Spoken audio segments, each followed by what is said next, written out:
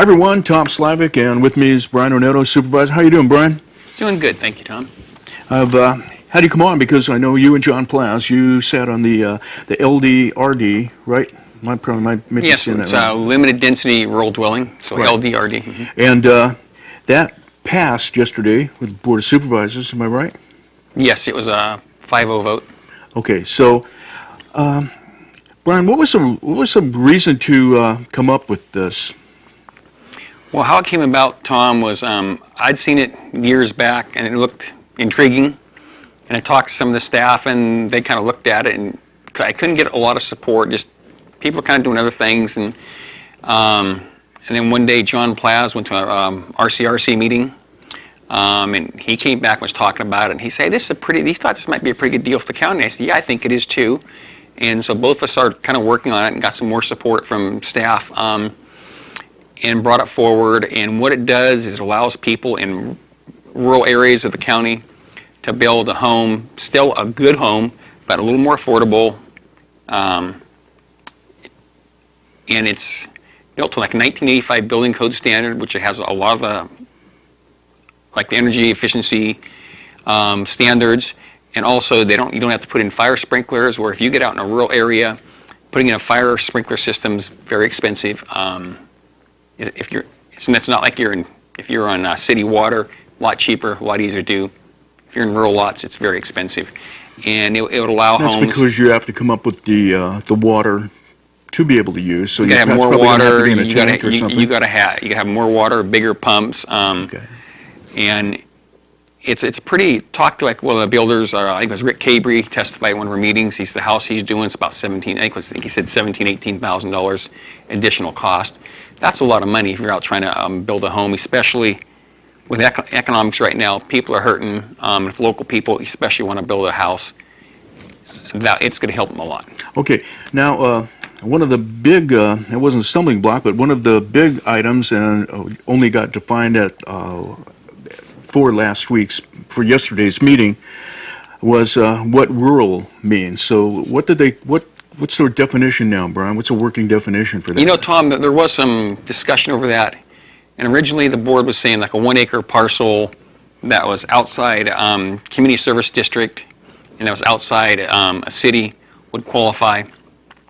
And there's some people were concerned about that, and so ended up, the board said, okay, they'll make definition of rural. So what this ordinance would apply to would be parcels that are basically like you have like a Mountain Diablo Basin Meridian, a range which like you have 13, 14, and there's a line goes through there. Everything west of there would be 5 acres and larger would have in order to qualify.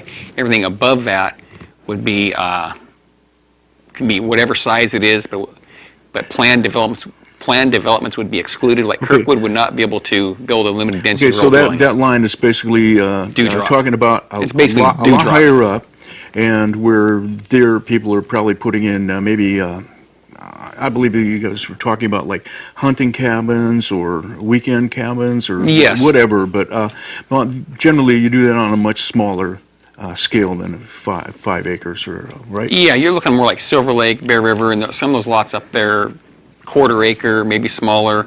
And so how it would apply is from basically Dewdrop on Highway 88, okay, everything kind of east of there and kind of to the south. Actually, all of Amador County above Dewdrop. Right.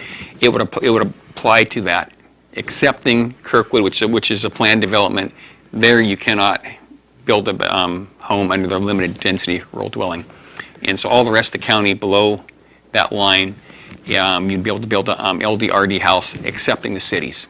Okay. And that is 5-acre parcels if it's 5 acres and larger. All right. Now, all the planning, everything else is all of the same. All of the fees and all of. As far as the impact fees, they're all the same. Okay. You might see some of your inspection fees may be a little bit less because at times there can be less inspections on an LDRD home.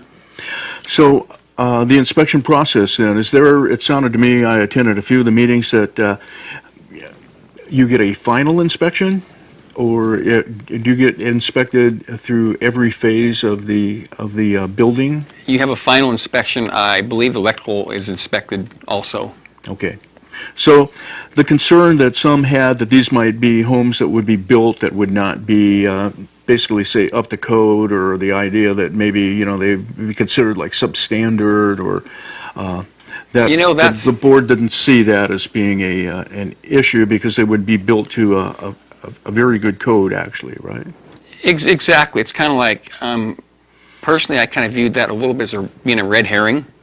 Okay. It's like you look at probably, if I had to guess, 75% of homes in Amador County, taking that tact, would be substandard homes because they're built pre-1985.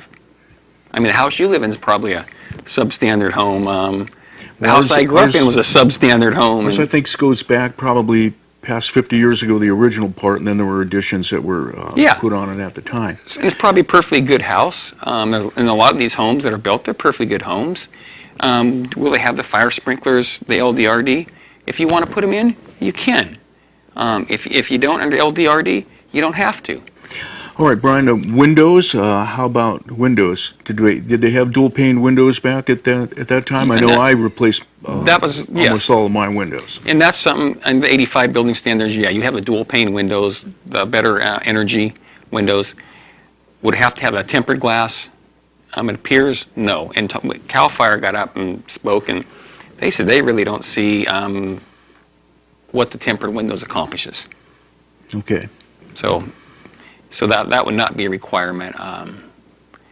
Okay. You had brought up a personal point, I believe, because you had dealt with that, or could have dealt with that when you were building something. I believe that you have, a lot of people know that you're a timber filler, your family's been in timber and stuff like that, hauling and things, about the graded lumber, because that is also something that you can build with now. What is that? Yeah, no, family's been in timber and agriculture, cattle, since the 1860s. What that was, when I was looking to build my house over in Drytown, my wife and I were, about 2003, I want to say, I thought, we've got some real nice timberland, we take good care of it, and we have some real nice timber, and I thought, I'd rather have some lumber that is better than what you can buy at the store, and I thought, I'd like to cut my own. I would like to do that. It'd be something personally I'd like to do. Mm-hmm. And so I looked into it, and it came out that if you want to build a house now, you can't use your own lumber unless you have it grade stamped by certified, I can't remember the correct term, grader, and it has to have a WWPA, I believe that's a stamp. It must stamp every board. And trying to find somebody to come out and do, every 2x4, every 2x6, it was going to be real expensive, In other words, while you're milling it, they need to be by? While you're milling it, they have to come through and go through the whole stack and stamp every board, look at every board, and the lumber I was going to be producing and using would be better than what you could buy. So I finally said, I'll just go ahead and use, I don't want to say substandard wood from the lumber yards, but they have good, the wood they have is usable, nothing wrong with it. But I wanted nicer wood.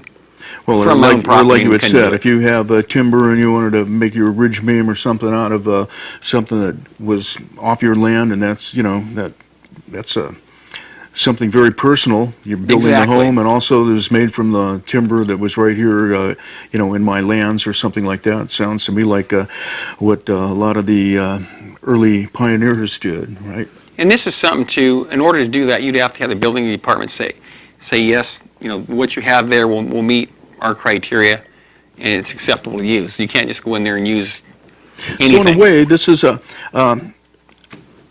did you see it, or did John Plass as well? And John, I don't want you to speak for John, but as maybe the regulations were too stringent, is this a way of pulling some regulation back, Brian?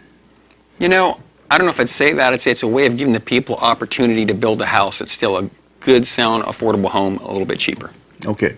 Another item I'd like to address too is like if you have something's a home gets burnt or gets demolished and you want to go rebuild that home, if you've got insurance, maybe they'll cover all additional costs. If you don't have insurance, you may have a home that's built, say, 1970, 1990, whatever, and you want to build a home, say like 1990 home similar.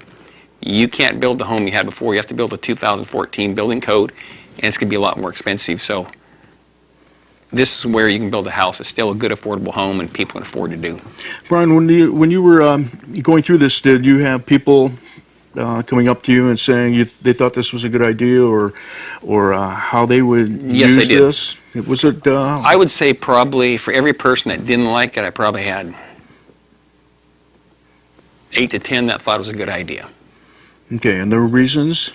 Did they give you reasons why they thought it was a good idea? Were they personally wanting to probably build like this? A lot of them weren't looking to personally build, but I think they thought it was a little bit, getting back a little bit more of a freedom. It's a way to build a home affordable, because people are saying the cost to build anymore are just getting astronomical. And some of them hit me up on the county's impact fees. They were saying, those are too high. And so yeah, there was a fair number of people that talked to me about it. Okay, and all right. So this is when can people start?